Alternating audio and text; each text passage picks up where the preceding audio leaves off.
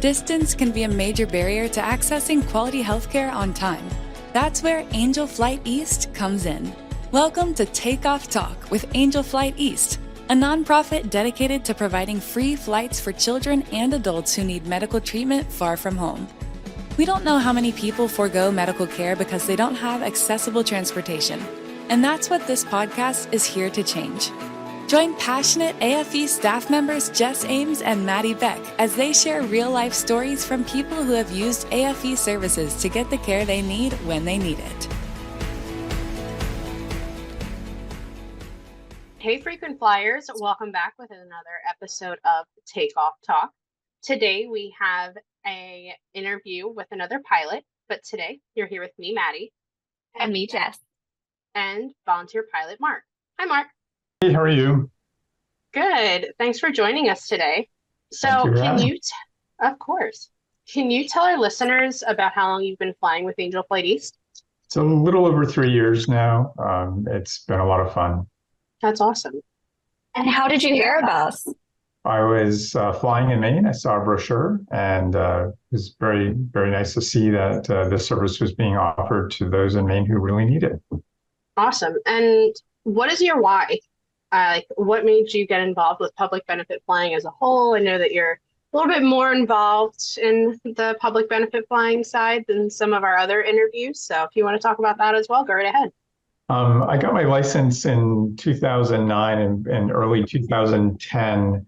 A local airport where I was flying out of suggested that I look at volunteer flying.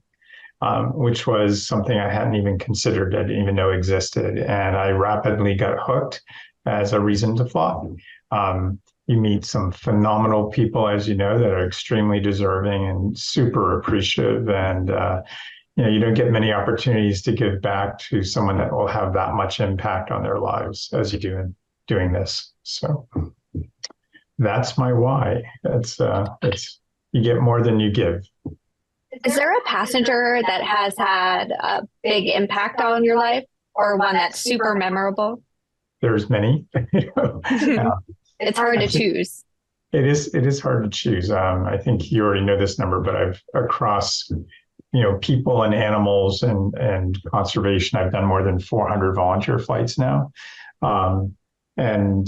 Recently there was a little girl, Katie, who commutes very long distance. Usually I do half of her flight schedule.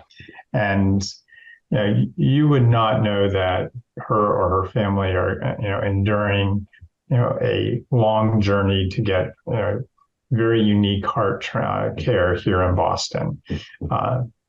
So when you see especially young children going through that who are very mature about it, not complaining, very positive, very polite, you can never complain about anything again in your life. I mean, it's just amazing to see these children and their parents just muscle through. So Katie's just one very good example.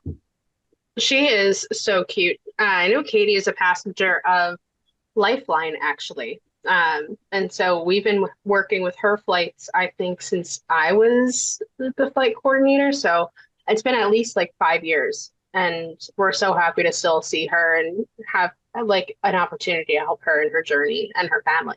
And I think that's a great example that I'm glad you mentioned Lifeline. I mean, there's so many different organizations across the U.S., and it's important to see collaborations so we can solve a problem that's just not within a particular territory, but something that's going halfway across the country. So it's really great to see this. It makes volunteering that much easier. Because we're seeing like-minded pilots from all over the country. Yeah, absolutely. That being said, can you talk a little bit about the Air Care Alliance and your work with them as well? Sure. Air Care Alliance is like a trade association for all of the volunteer pilot organizations. I'm on their board of directors and a VP, and I'm really focusing on building awareness across the country into both regional and national organizations. For example, we're going around to all the Rotary clubs in the U.S. and presenting the concept of public benefit flying. And Angel Flight East gets mentioned in all the ones I do on the East Coast. And, probably I've done presentations to well over 300 people at this point, and maybe 20 clubs. Um, and we only started doing this year. And I probably have only had one case where they already were aware of public benefit flying and the availability of these kind of flights for medical care.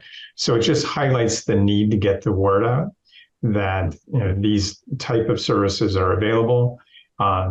And back to something Jesse mentioned before in one of our conversations is, people just don't believe you. When they say you're going to do what? The pilot's going to give all of their time and all the cost of flying their plane to get me from Ohio to New York or wherever. But once they see that we're sincere and that it just makes their life so much easier, it's good. So again, the Rotarians, who are mostly non-pilots, are all responding very favorably, and we're hoping result in missions coming in.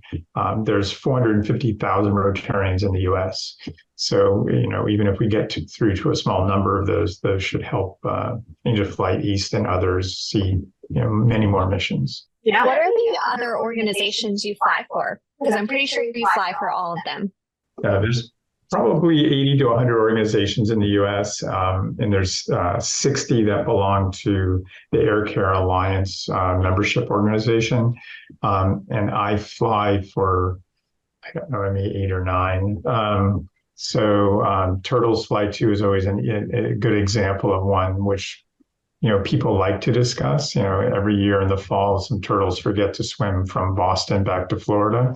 And they wash up on a beach, and people pick them up, warm them up, and we throw them in private airplanes and fly them south. I always wondered exactly what they did. Yeah, sometimes I forget to go south too. You can take me too. It's a lot of fun. In the plane behind you, we take all the seats out, and we use banana boxes from the grocery store. We have 1 or 2 turtles per banana box. We can fit about 35 banana boxes in the airplane, and we go down, and the rescue organizations pick up the boxes. And luckily, we've managed not to lose any turtles in flight. That's so funny. I never thought of that, the banana box as a use for that. Well, it's fun. And then obviously there's animals that need rescuing, and during particular natural disasters like hurricanes, there's a lot of animals that need to get to new homes. So there's a lot of organizations, the largest in the country is Pilots and Paws, that transports these animals. If you looked at the numbers last year, there was about 35,000 volunteer flights across the country. But what's disproportionate is 16,000 of those were for animals. So we need to do a much better job relaying the message that these missions are available for people, and get out there and do more. It also shows you that there's no shortage of pilots. We all want more pilots, but really, I think if we demonstrate the need because missions are available to fly, we'll get more pilots. I think right now it's our numbers say we have a little over 12,000 registered volunteer pilots. And in any given season, probably less than a third of those actually fly. So, wow. Yeah. So there's a lot of opportunity all over. We just need to do a good job like you guys are doing here, spreading the word. Thank you. We'll get there. The medical desert thing, have you guys discussed that yet? Or Yeah. In rural communities? Well, it's not a rural. The medical deserts are specialty deserts. So if have child cancer, those cancers are not always treated in any one area in the U.S. And you may be facing going from New York to Baltimore just because that's where your specialists are, Boston to Ohio. So it's not just rural. It's really around the type of care that you need, and that especially now when physicians are not readily available generally, getting to the specialists that you may need for yourself or for, your child or relative isn't going to be easy. Medical desert is a nice broad term. And if you read the numbers, it says it's 30 million people in the US. So even if that's half wrong, it's 15 million. And if you look at how many flights we did last year, it's under 40,000, that 35,000 number. There's a huge gap. Yeah. So the opportunity is definitely quite large. Yeah, and I feel like we always say, unfortunately, we don't know how many people may be foregoing their medical care because they think they don't have a way to get there, which is why awareness for public benefit flying is such a huge piece of the puzzle. It is, and we're beginning to get some attention. As I mentioned, for Boeing's division called ForeFlight, which is the largest provider of map services to pilots in the U.S., recently did an interview for that one purpose, to try to help us on our journey to build awareness. They put out an email and a video to 100,000 people and put the interview on their YouTube channel. And then EAA, which not all people know about, which is runs the largest air show in the world every year.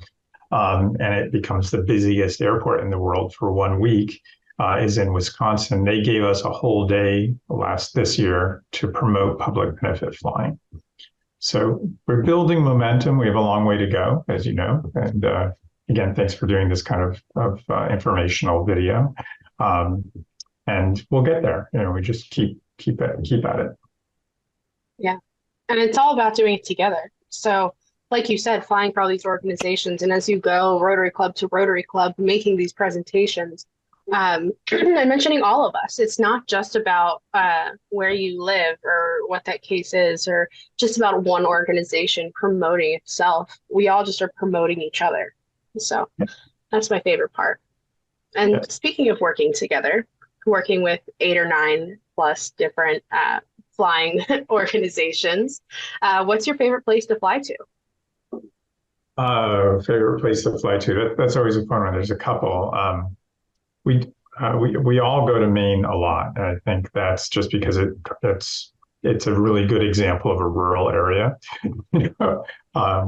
So upstate Maine in the winter is just a lot of fun. You get used to breaking out of the clouds and seeing an all white runway. So, it's a very unique experience. It's a lot of fun. And the people from that area, just because they're so remote, are so appreciative. And it makes it easy to, want 8 hours or more, sometimes 2.5. And even in the plane behind you, in my image here, it's over an hour. So, people trying to drive that are driving 8 hours each way. So it's just, it's easy to see why they're so appreciative. Yeah, we went to Maine maybe a year or 2 ago, and we're definitely the type of people where we got out of the car and people are like, you don't belong here. You're from a big city. Well, I actually grew up in Maine, and I grew up. Oh, really? Grew up in the second town going into Maine, which had 5,000 people, and we were considered big, a big town. So everything is relative. So.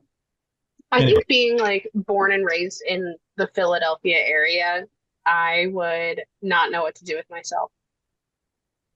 Yeah, you get a distorted view of things. Yeah, and well, it doesn't really matter. The distortion is relative.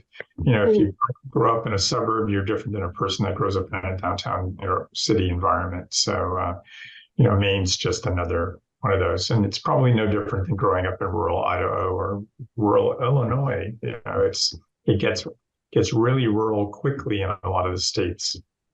True. Yeah. Just like going from my house to Jess's house. Yes. Yeah. I live in the cornfields. Yeah. The middle of Pennsylvania is pretty interesting. I went to grad school in Pittsburgh, so I got to cross the state all the time on the way coming back to Boston. So. What made you want to become a pilot?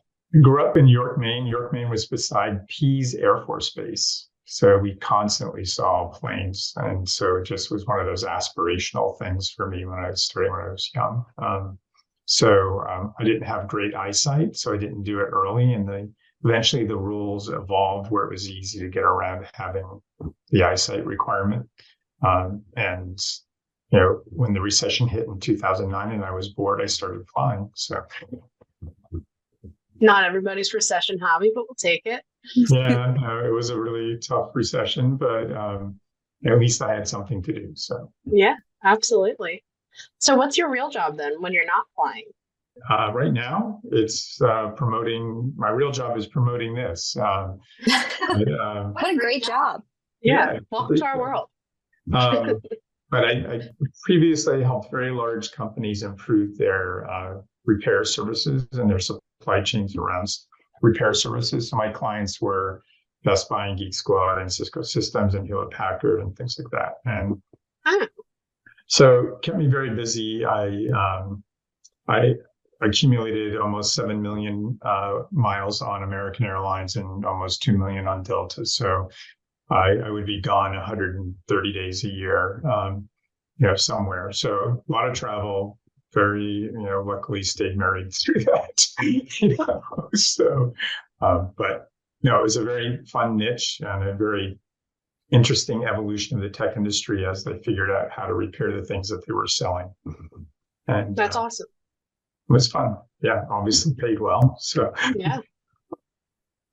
So now what's one final thought that you want to leave our listeners with?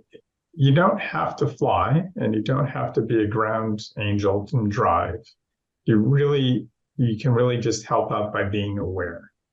Aware of what your friends may be going through for medical care, and just ask. If you hear someone that's being treated for an illness, ask how they're getting there. And if it turns out that they're driving more than 100 miles, refer them into Angel Flight East, and we're extremely happy to take them for a ride. As a pilot, we love any excuse to fly, and so it may come across weird that we're gushing that, oh, we had an excuse to fly today instead of focusing on the fact that we flew someone. But having an excuse to fly and having the benefit of getting someone to care or home from care is just doubly good. So That's awesome. please just raise awareness, and that will help us all. You're officially hired. Well, that's good. Yeah, thank you for all you do for both us and everybody else a part of the ACA or public benefit flying as a whole. Well, great. Thank you. And let me know anytime any of your listeners have any requests. I'm happy to answer them. And if there's any pilots that want to just talk, happy to talk to them. You are on our speed dial. Yeah, I think you're actually on David's speed dial because I think he has a flight he needs your help with this week. So I'm going to try to do it on Monday. Actually, he's already called me. So. All right, good. Thank you so much for all you do and for sharing your story today. Thanks. Yeah, thank you. Bye. I think my favorite memory of Mark is when he took us in his minivan to dinner while we were in Maryland. I feel like he probably regrets that. He did offer, though. I feel like he's the face of public benefit flying. No, he absolutely is. I feel like I've tried to put so much emphasis and work behind these Rotary clubs and all these other social clubs to meet with and connect with. And then he has all these statistics, and you know how I feel about statistics. And all of a sudden I'm like, I know nothing. I did no work. I know. He's amazing. And he's always willing to take a flight too. Always. I feel like no matter what. And he's been flying for forever, I feel like. Mm-hmm. He said he was going to sign up with Angel Flight West so he could do a flight on the West Coast. That's casual. Me too. Yeah. Maybe he'll take us. Right? I don't even know what the most Eastern West state is, but whatever it is, I want to go. And he can leave us there. Yep. Another place. We should really make a list of places for people to leave us. Because with our luck, we're going to tell somebody they can leave us somewhere. We'll just go with them. But then we're going to get left in North Dakota. I'm sure we would still make it fun. Yeah. I want to go to Idaho and eat a real potato. Some of the things you say, I don't know how to respond to. Isn't Idaho known for potatoes? I think so. But that's the same as saying we have to go to Wisconsin just for cheese curds. I mean, I'm probably not better. it. They're probably better than Philly cheese curds or Philly potatoes. I know that when you go to Nifty 50s, which if you're listening to this from somewhere that's not the greater Philadelphia area, it's a top ranking junky fast food place that's like the best known milkshakes in the area, and that's probably the only thing I would recommend you get. Maybe their loaded fries if you're like really not feeling yourself that day. And the there's a sign above their counter that tells you where their potatoes are from that day, like what state. Where are they usually from? Idaho. That's the only reason why I know that Idaho has potatoes. See, do they taste differently from a potato from Giant? I don't know, but where does Giant get their potatoes? Probably Idaho. Maybe I have had a real potato. I feel like we have to Google this. I'm gonna have to go to Idaho and taste test. We'll just have to eat. I have a great idea. We can get poutine in all of the states because that's cheese and it's potato. Oh, yeah. But some of the gravy tastes weird. They need to rethink their gravy selection. This is true. That's fair. Oh, we do love poutine. Yeah. So that being said, if you're still listening at this point, please let us know your favorite spot to get poutine, whether it is Pennsylvania or Wisconsin for their cheese or Idaho for their potato, or somewhere that has a really good gravy. That's not a weird one. And if anybody is listening from Idaho, please mail us potatoes straight to the Angel Flight office. I'll take a potato. I wonder if, like, does a potato need to be packaged, or like, can you just like saran wrap it and put a mailing label on it? Yeah. I feel like I would want it in a box. No, see, I feel like I'd want to just saran wrap potato to show up at my door. People are going to listen to this and officially think we lost it. We have, but I still want a potato. Oh, sugar plum fairies. All right. We hope you tune in next week. I'll let you know about our potato taste testing. I thought we were going to make it to Idaho by the time you listen to this, but we will still taste test the potatoes from here. Stay tuned. Bye. That's it for today's episode of Takeoff Talk with Angel Flight East. If you want to learn more about our services, please visit our website at www.angelflighteast.org or call our office at 215-358-1900. Join us in our mission. If you're a healthcare worker or a patient in need of air travel and flight services, AFE is here for you. Subscribe to the show so you can hear more stories. Join us again next week right here on Takeoff Talk.